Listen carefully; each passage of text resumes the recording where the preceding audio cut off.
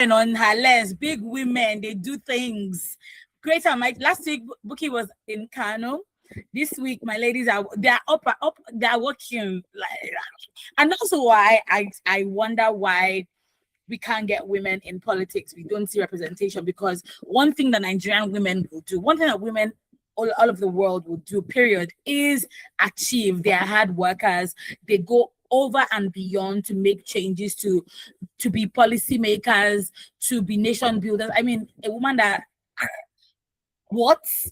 Anyway, you're tuned to Women Radio 91.7. This is HerLens this morning, and we're just going to go straight into it. Before we go to the stories for today, I want us to continue the conversation on, female representation in politics, in governance, from the grassroots level to the top level.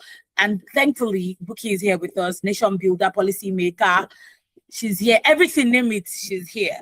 So yeah, Buki, over to you. Hi, Buki, once again. Good morning. You're muted, Buki. Okay. Good morning. How are you? Fine. We are on this matter. Okay, I'd like to discuss it on the surface and also the deeper issues, and our best bet is to look at the deeper issues and see how we can resolve it at that level. You understand? Yes, on the surface, we try to do one or two things. For instance, the result seats, that what can we do in the immediate, in the short run, you understand, that can push more women into the political arena. I always like to go back to history, how did we start and all that. Let's look at how women started their journey into business, into manufacturing.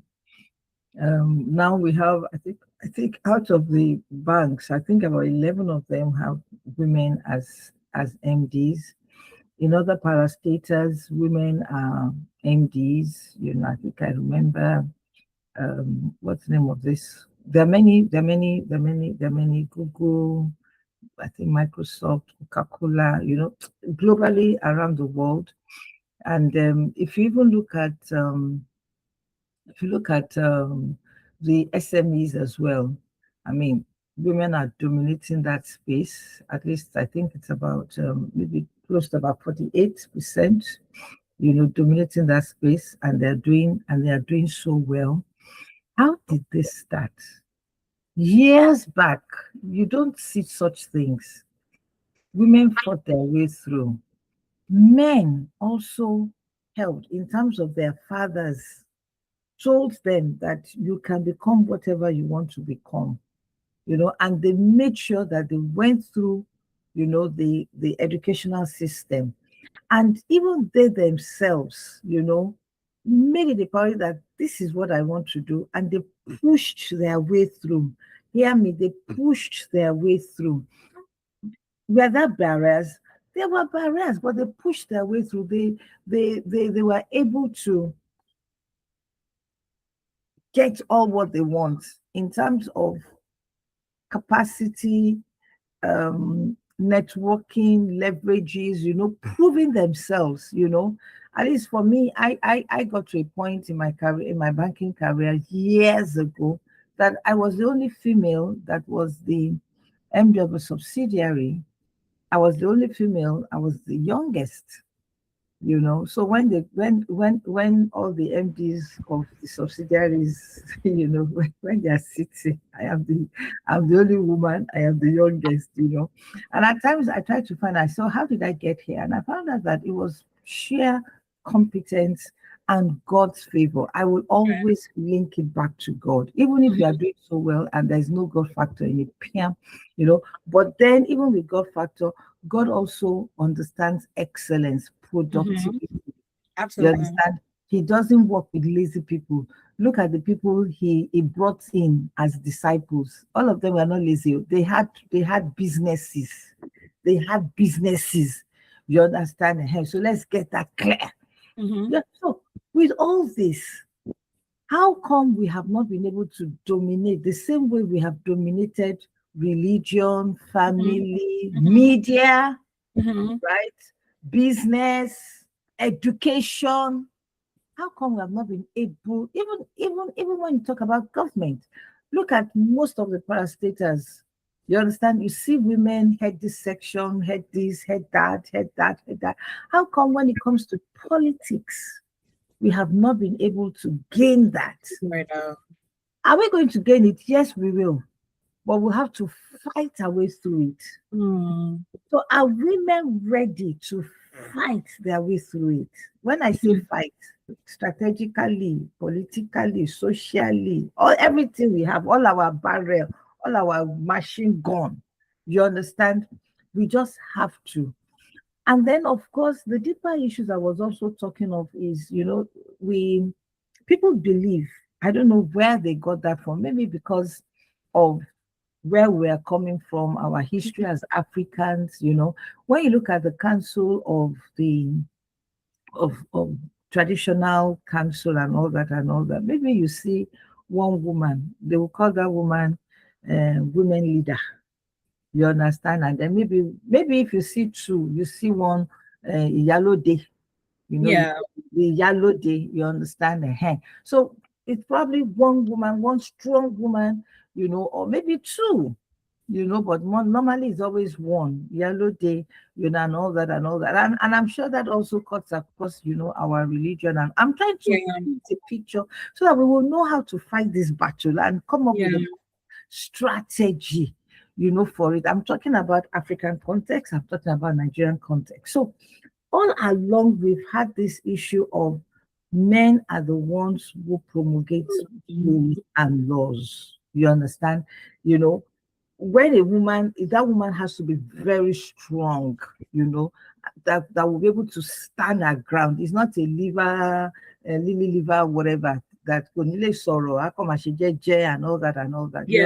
If you really look at the landscape now, look at all the women that are there now, you find out that there's some that their character, they can talk, they can hold their position. Yeah. They're not timid. You understand? So what am I saying today is that if we must conquer this, I'm talking about the deeper issues. I've talked about the surface level and things like that. We must begin to orientate our female children. Right. We must begin to orientate them towards leadership. And it starts from the home. When you begin to say, oh, this girl, your own is the kitchen, the man is this, you're already building something that, okay, there are some certain rules that a lady should do, there's some certain roles a man should do. Then when it also comes, when you even go into the educational system, it is the same thing. You will see that they will say, the man is the head prefect. The boy is the head prefect. The assistant prefect is the girl. Anything that has assistant is the girl. Yeah. So they met it in the house. They're also meeting it where? In the educational system. Then in the religious sector, they meet it as well. They meet it as well, right? And then before you know what is happening, they now go into the political party and immediately they bring that thing to them that, okay, you're a woman leader, you assisting us in this, you, they fit so easily because all along they have been groomed, except some that will say, no, I know better than Ashwebi, than dancing, I know better. I also want to sit on the seat, to make decisions, to decide. And if you look at those characters, maybe we should even do a study of all these women, right from Funmilayo Kuti, Margaret Ekpo, the people that have been forefront. Let's even do a study of them to see what are the characteristics, what are their attitudes, what were the things that they have, and let's develop as a curriculum for our own children. So maybe in the next 10 years, we're going to see a whole lot of them coming in, So those are the deeper issues in the long term, but that is it. But in the meantime, in fact, between when we finished the newspaper review and now, I've been thinking, I said, I think I probably need to do a little bit of study and sit down with some women leaders and find out that why is it that you are not pushing? Is it that their roles are not to push? They just pay to vote for us because they have the power. And I do not know if they know they have the power, or maybe they know, but political settlement. I was trying to explain that, because you see, there are a lot of things that happen that we do not know. When it comes to political settlement, they have said this is the way we are going to do it. Political settlements are good, right? That is why you find out today that the people in China, they do that. They will say, or India, they will say that this family, you do this, I think it's China. Is it China? Samsung, Hyundai, and all that. Where did they come from? I don't know. Maybe China. Yeah. We will push you to do this. This one will push you to do this. This one will push you to do this, and then we will back you up. But you cannot do this, you cannot do that. So it's good in some instances, and there are times it's bad. Like here in Nigeria, we are not using it, to the good of everybody. It's about self-interest. You understand that? Okay, even if they will ask a woman to step down, what roles are they giving that woman? It's a negotiation. What roles are they giving them? It's not just about women affairs. Who says women cannot do power? Who says women cannot do steel? You understand? I mean, agencies that are strong, that, well, I don't know what you think, but this lady that is the Minister for Trade and Investment and all that, I see her do marvelous things, moving things here, all the stakeholders. I think I still saw her yesterday talking about all the things that they have done, how they were able to get some monies and some investments. Some banks also got some investments and things like that. Hey, she's shining in government. Can we have such replica in the political scene, such that when we look at our Senate, we look at our House of Rep, at least we should, if we don't have 50%, let's even do 40%. And you can imagine, yes, not this 4 out of 104. You understand? It's really 20 bad. altogether, 16 in the House of Rep. It's really outrageous. Bad. And these are the places where they are moving things. They are promulgating laws. They're looking at laws to say this is the favor or not favor women. Yeah, you understand? And that's why I am always eager that I will say, let's look at this place. We keep looking at president and this place that they are making laws. We also have to look at it. It's an easy way for us to push. And that's why I am saying that even the women leader themselves, or those, the he for she, because we now have he for she, it's just that they are gaining ground. You understand that? Okay, even if they cannot get governor or whatever it is, can we also begin to look at who are we pushing forward for House of for the Senate, for the Rep, for the Assembly? You understand that? Okay, we have some women in there that we're moving. Then let us not forget that how many women move into politics. Now hear me, that have this thing. Many women shy away, many women run away from that. So you find out that it is just the few ones that come in that they see and they pull up, and that they will say, oh yeah, go. I mean, if go to a gathering, a political gathering party, and see the women there, how many of them would you want to give, the reins of power to? I'm not saying we don't get brain, but a whole lot of them that move into that sector, how many? I'm only saying this thing so that we can know how we begin to change this. Like, we many times people will challenge and say, what are you doing? Are you in a party? You go there. Even if they're not going to tell you anything or whatever it is or whatever, just go there and see and contribute your own quota. I've taken that challenge. So it's not just about talking, talking, talking. Let's go there. Let many women also go there. I know all women cannot be. Hello, Fuma, are you there?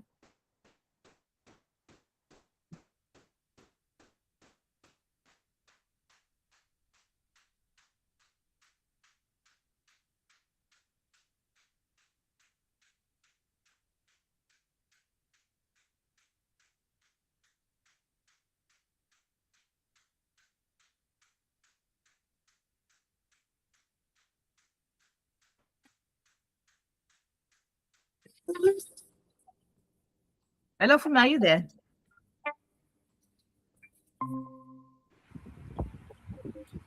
Okay, are you back?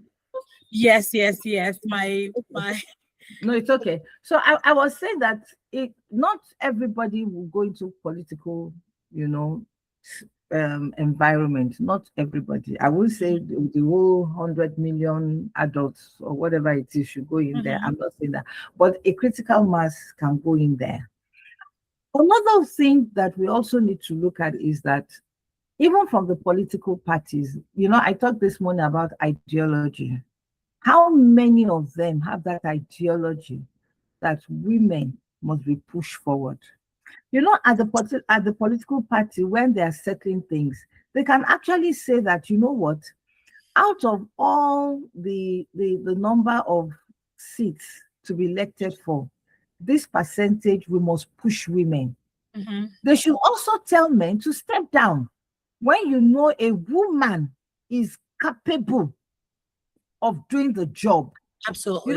They can actually balance things up. You understand? And this is where I said the he for she and also the women leader and all that particularly the women that have a strong, why can't they say no? We want 3 or 4 people, to be voted for. I know it will now come to, okay, from which, I mean, if you're looking at assembly, from which area, if you're looking at Senate, from which senatorial district and all that, they can settle that within themselves, because I know a whole lot of political settlements is happening, and they can actually sit down and do that.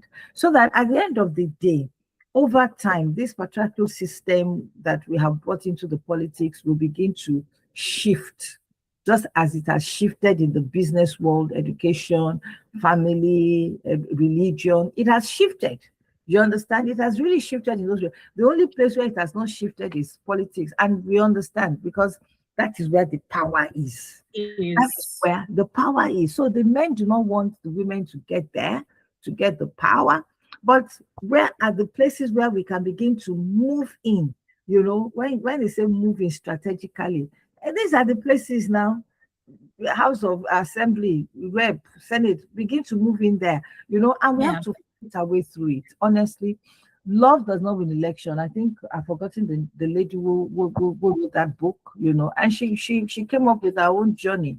Love does not win election. I mean, there is a whole lot. There is a whole lot that happens, and some women will say, look, me, I don't have time for this, I can't be meeting in the night, I can't be traveling here, I can't be doing this, there's a whole lot. So if anybody wants to, we women have to be ready, to push through.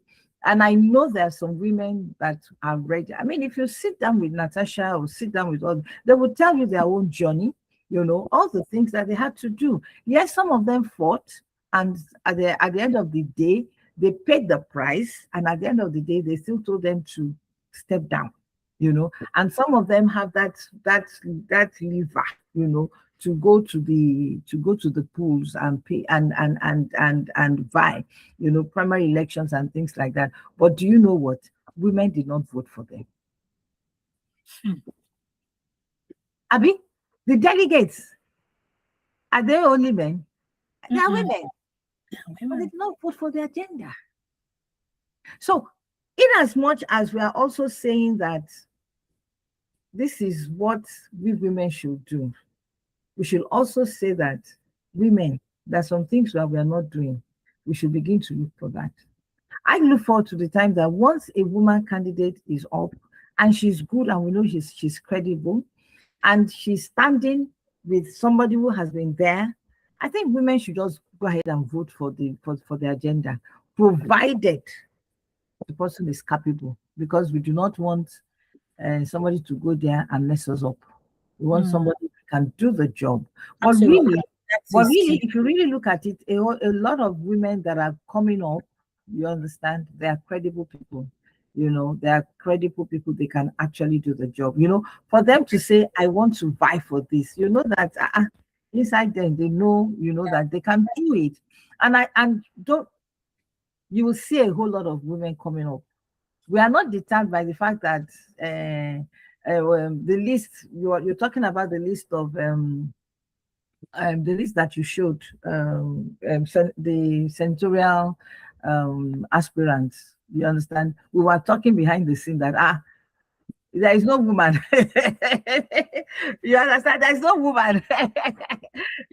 But don't let's be deterred. Don't let's be discouraged. We'll keep on fighting. We will have to keep on fighting. We cannot say, let's sit back. We'll keep on talking. We'll keep on fighting. We keep on re-strategizing. If the strategy does not work, we'll look for another strategy, and then we'll also educate. We keep on educating, particularly the younger ones. You understand? We keep on educating that they can actually get there. And then, of course, I also say something. The women that are there, you understand, they should also create pathways for the other women that are coming. So it's a 360-degree thing. It's not just one pill that we will use. We'll use several pills. You understand? They should also create pathways, because they are there. They know how they have gone through, the rigors they have gone through. So they should also create those pathways, for them to do. It will be lovely also to bring, somebody, there and let them even share the experiences. You will see that many a times they'll probably say, oh, the younger ones do not want to burn the midnight candle, or they don't want to go through that stress, But the question is it everybody? There will be some people that are ready, because I know some people that are ready, that they say this one. I told you like about my classmate, she's a lawyer and she's ready. You understand? And I know that if they give her that job, she would do it so well, because she will enter into that house of assembly and she will scatter. She will bring out some bills. My thing is, when there's so much, there's so much, what's the word for it?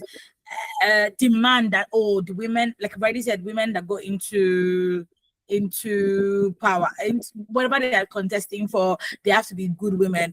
Nobody's really asking if the men have to be good men, and I think that's where the double standard also lies. But I also understand the fact that if we're saying women should go, then they have to be good, because we don't want them to now use that against us. But we've had men in power that messed up. We know. Messed up. So why is there so much demand of accountability? I know, but we don't have for value and please go ahead. Personally, for me, we don't have to toe that line. We should be able to say the women that have come forth, tell the story, tell the things that they have done. Oh no, I agree with you 100%. I agree with you. I'm just playing devil's advocate. And then another thing that we also have to take note of is, how many of them have that clout? Women, how many of them have that clout that when they say a form is 100 million, that's the clout. Many a times it's not these people that actually put the 100 million down or the 200 million down. They have this group, because they will settle it within themselves to say, if you get there, this and this and this and this and this, they are backing them up, to buy the form. And it's not just to buy the form, right? They also have to spend money. The campaigns, moving from one place to another, is a whole lot of money. I'm not even talking about give people envelope. Let's forget that one.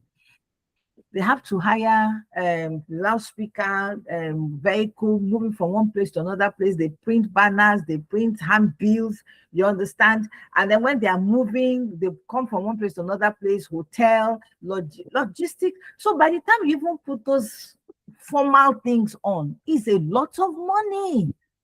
How many women have that? And even how many people are willing to back the women up? So these are areas that we can say, okay, in backing, nothing stops. Okay, you know what? We're going to start putting some funds down, to fund all this. Women, yeah. Mm-hmm. I mean, you understand what I'm saying? There are some women that have money, but let us look at it in proportion, to the men. The men can gather money because they know for them is a risky business. And about lose, because the problem will come back again next year. But for a woman, because of the way we are, Timothy lose. Well, let me just go and just hibernate somewhere and maybe somewhere. But we need to begin to build those systems up. And at the end of the day, right, if we're able to change the way politics it will be better for a woman to say, I don't even have money, but I get this thing, I can do it, and I put myself up, and people will see me and they will vote. But that's in the ideal situation. Yes, but the way it is now, that it's not going to be possible. You understand? It's not going to be possible until we have people. Okay, look at I think I was reading I don't know if I'm going to take it today. Anambra coming up to say, henceforth, this and this. That is the power you have when you are in power. In power, absolutely. You understand? And that's why I'm saying that if we can even push many people to be in the place where they can now begin to create laws, before you know what is happening, maybe in the next 10 years, 12 years, 15 years, or 20 years, it will change. That when you want to contest, you don't do this, don't do this, don't do this. I don't know. But that is the picture I see. So you can see that there's a whole lot of work to be done. And that's why that soft pedal that we are asking for, give us reserved bills and seats, so that we can bridge that gap. Because if we are to do all these things that I've listed, it will take time. You understand? It will take time. But can we bridge it? Can we leapfrog? You understand? Can we leapfrog? Yes, I know somebody will come and say about cost. I've also mentioned it several times that the cost of our system is high. You understand? But hey, if that is what will make us to get to the promised land, then we have to. All right. Thank you so much, Buki. This is still Women Radio 91.7 FM, and we'll be speaking with Buki Femi Ajala on HerLens. Don't worry, this is not the daily news review. In case you've been listening to her since 7:30, this is HerLens. She's also, one of the ladies of HerLens. The phone lines are now open: 07000 917 917 or 0800 1235 917. You can send us a text, a WhatsApp, or a voice note to 0703 1756 537 or 8155 917 917. We are live on YouTube at WFM 917, and you can listen to us on the go via our website www.wfm917.com. Okay, let's get into the second one. I don't think we can even get to this third one, which I really wanted us to do, which is about, so a couple of days ago, is it an off? No, not an orphanage. A therapy house. Well, they were given eviction notice immediately somewhere in Lagos, in Yaba, Lagos. They were preparing for, their normal exercises. Now, in the people who live here are children who live with cerebral palsy, children with autism, just children who are differently abled, right? And the landlord came and kicked everyone else out of the house. Every single person was kicked out of the house. And why this is so, it's so appalling to see, because this is a caregiving center for children with special needs who are differently abled, and it's been a long standing practice for years somewhere in Yaba, Lagos State. And this eviction left 32 children out. Like, the children were just left out. I remember seeing it on Funke Akindele's post, but to be honest, I didn't really pay attention to it, because sometimes you see these things and you don't even know who is saying the truth and who's not saying the truth, if it was staged or not. But we deep dive into this, we find that they lost the building, they lost the space for the children. Now, if you know anything about children with special needs, you know that they need structure. And when they're in a space, they're used to that space. They don't do well with abrupt changes to their schedule, to their routines. And as at when this article came out, we haven't seen one government official come out to say, oh, we will take over. And this is not a government body. This is a private citizen who decided, to rent an apartment to care for children with special needs. And this is just really, really sad. They're still begging for intervention from the government, but the problem is that the government, they're all looking at the primaries. And that's how I started the program on the Daily News Review. Nobody's looking at the real issues that are affecting Nigerians. I don't know, where are we going in this country, Buki? All right. I read it and I was poking some areas that it was an eviction notice. That means they had gone to court. Yeah. And the court had granted eviction notice. And I read somewhere that they gave them 6 months notice to evacuate. And they have been looking for another space. Apparently, yes, they've used that house. I think they've been in that house for about 10 or 15 years. I can't remember. People in the locality, at least they know them.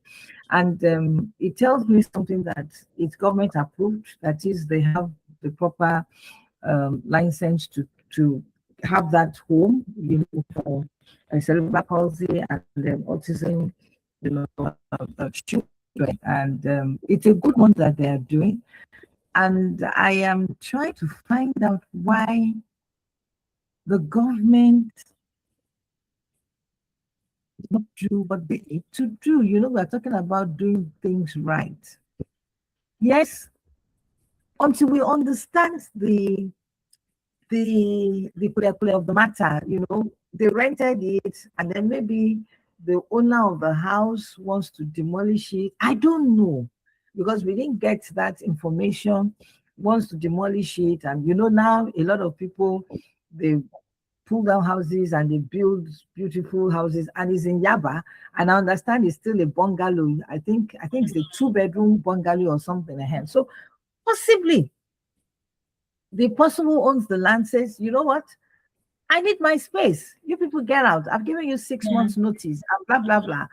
And maybe, the begging and all that, the emotional, how do we take care of this and all that? In this instance, I will be upfront. Emotions no go work.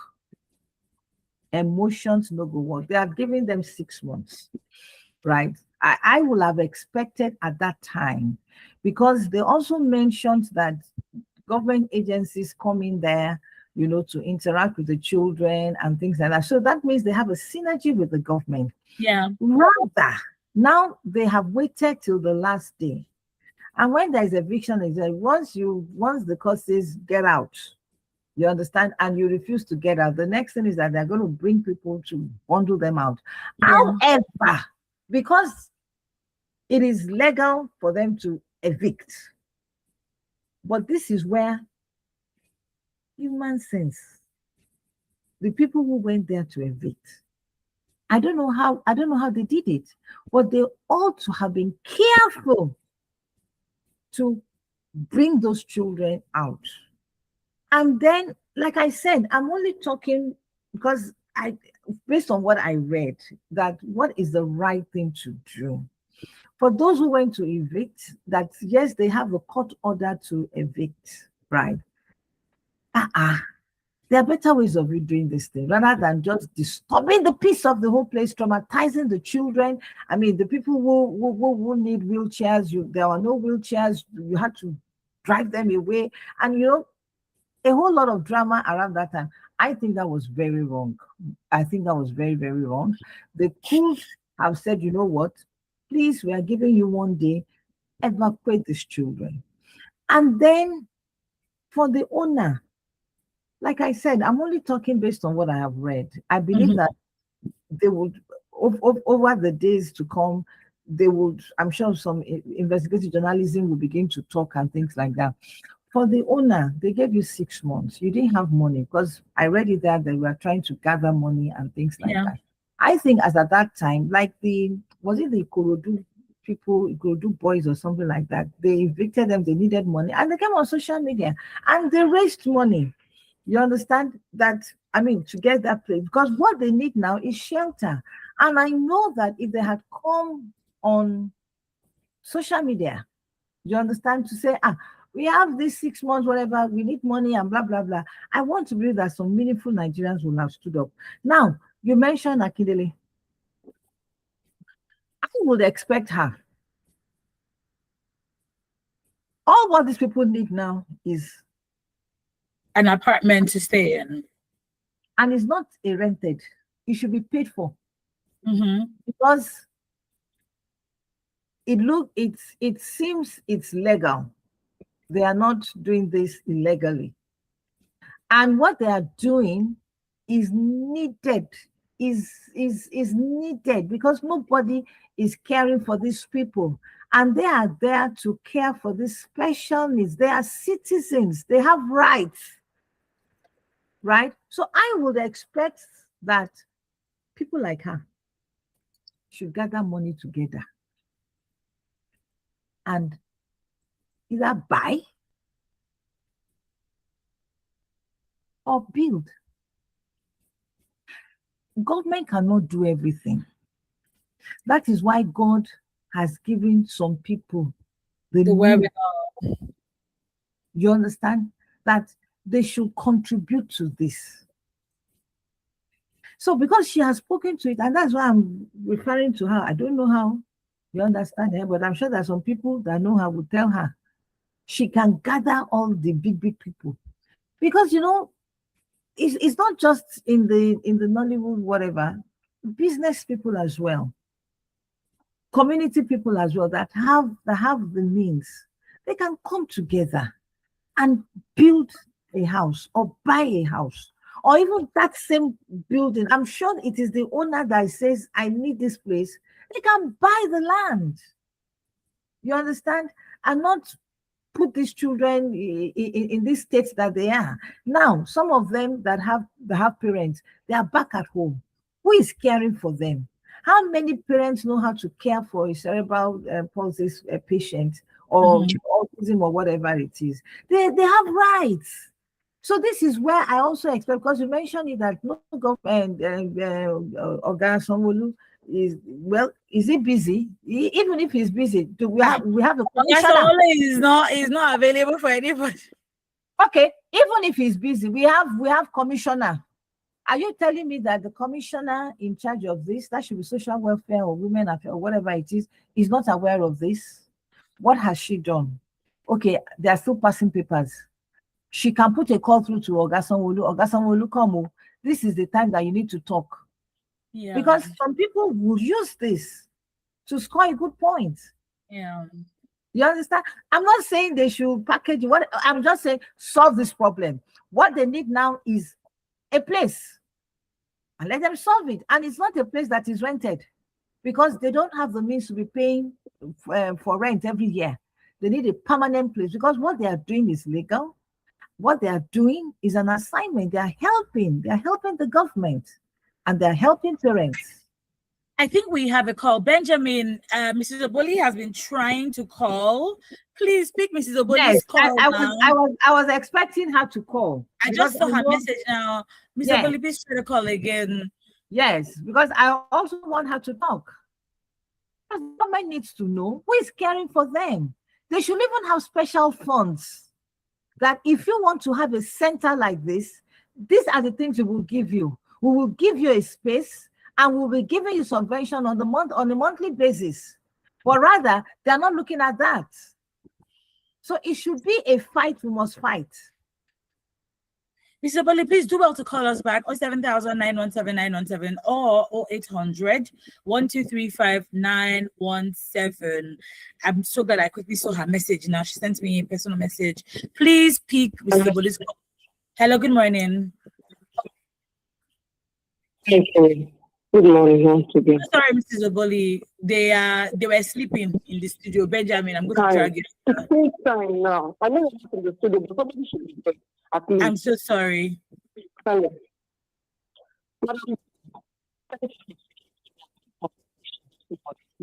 We cannot hear you clearly, Mrs. Oboli. Can you hear me now? Is it audible? Am I audible now? Okay, yes, you're audible now, yes.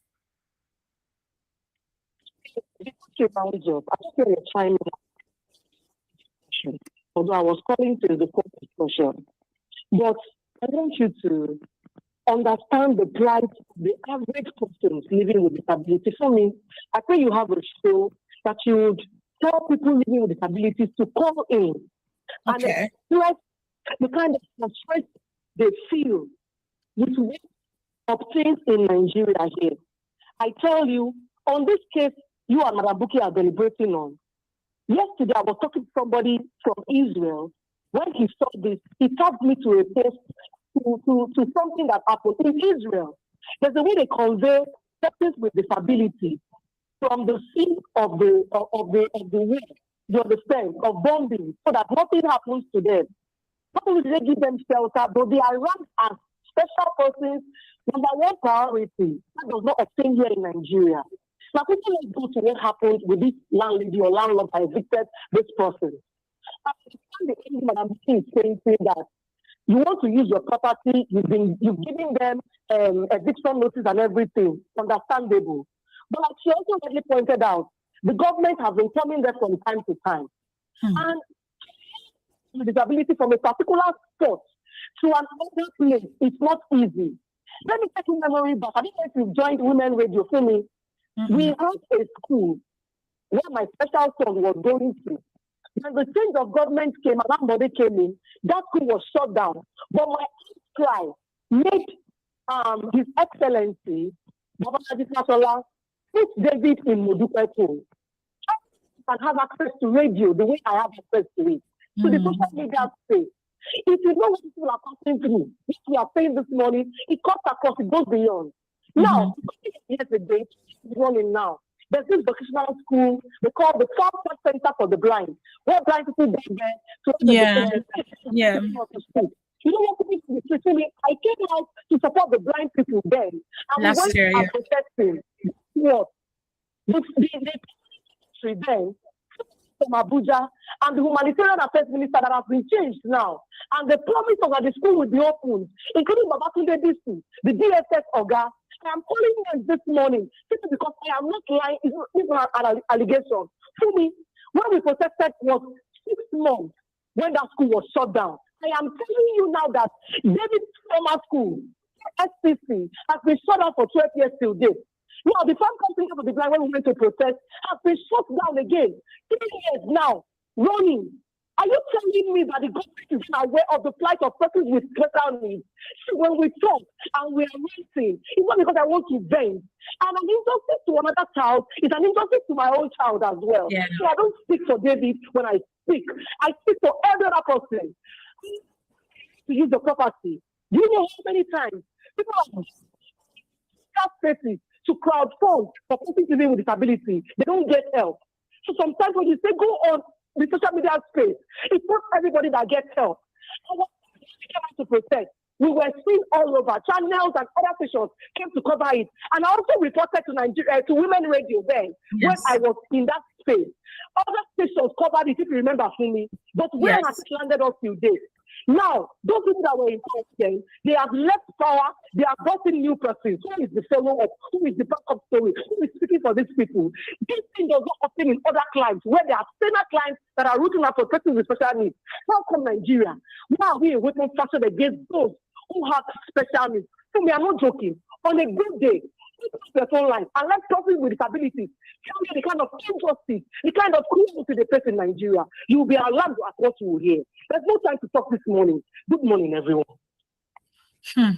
Good morning, Mrs. Oboli. Thank you so much for your I don't even know the English. And yes, you know that, Buki, we're still fighting for women being in power. We're still fighting that fight. We'll now add the fight of persons with disability, persons with special needs. There's a young lady on Instagram that I bumped into. She's partially impaired. So she this happened when she was maybe 4. And she said whenever she goes, she likes to go for countries. Like, she can still hear a little bit because she has her hearing aids. And she said one of the things that makes her worry is when she goes out, maybe she goes out to concerts, she can't hear anything. She said she was talking about she has her own initiative, I should call it now, and she was saying persons with disabilities are not cared for at all. She said when you go for concerts, that what's stopping them from giving persons with disability or special needs a different entrance to enter from. Because in the case of a stampede, she said, like, in her own case, there was a stampede and she fell on the floor. She could not, like, she knew something was going on. She was screaming. She said, if not because of somebody that carried her, because she could not even cry out in pain. Do you understand? So those are the little, if we're still fighting for women, first of all, and that's why we say representation of women, because they're the ones that can say that persons with disability, the vulnerable, children, orphans, widows, the less privileged, the list is endless. Single mom, single father, like, the list is endless, right? And we're still fighting for that. So obviously, the insensitivity toward a woman being in power is the same insensitivity, if not worse, to someone with disability. You see people look at people with disability a very, very weird way.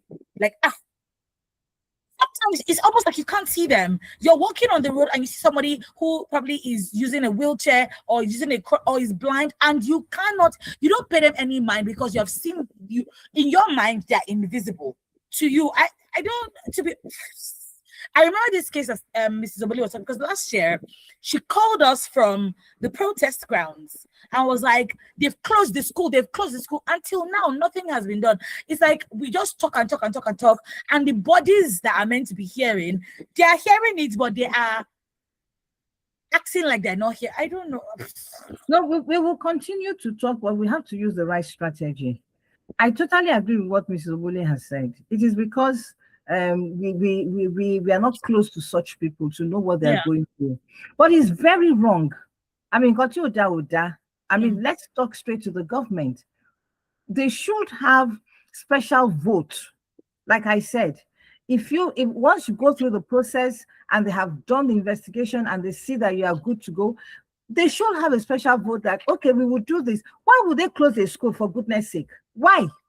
Why would they close the school? If they have to relocate, maybe because, okay, there are not many students here and there, we can understand. But closing it down, that means somebody feels that, this one? They're not important enough. They're not important, but they have rights. And that's why we are saying that who is the person who is promulgating law?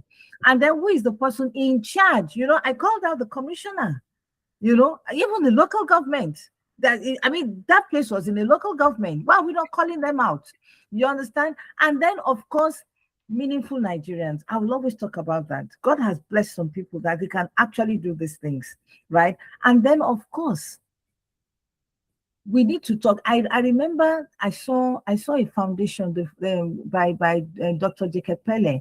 They are already gathering people in that community for a voice that they must also have representation, in the next election. I didn't really read the point, but they're already gathering people because he is the voice that talks for that community, you understand? And he's been vocal about it. So they now want to take it to the next level, that we must even have somebody who is representing us. That is, that community must be in some places where they are also promulgating law so that they can talk. You can imagine if our Susan is in the House of Senate or is in the House of Rep. That is our fight all the time. That look at our buses, even the long buses. Do they have provision for people like that? You understand? We go abroad, we see these things. So why can't we replicate that? And also, for me, we need to talk about this matter. If we have to drag everybody here to Women Radio, let's drag them here. Let them come and hear that you are not doing well for this community. That you are not doing well for this community. That house, if government does not get up, meaningful Nigerians like Indele and Co, let them get up, let them donate money, and let them get a house for that for them so that they can continue. Those children have a right. All right. On that note, we call it a wrap on today's edition of HerLens. I really wish that Susan was here this morning, but maybe we can continue the conversation tomorrow. Who knows? Okay. That being said, thank you so much, Buki, for hanging with us today since like you've been on duty with me literally since 7:30 a.m. this morning. Thank you so much. See you tomorrow on another edition of HerLens. Do enjoy the rest of your day. Up next is Radio Doctor. Bye for now. Women Radio 91.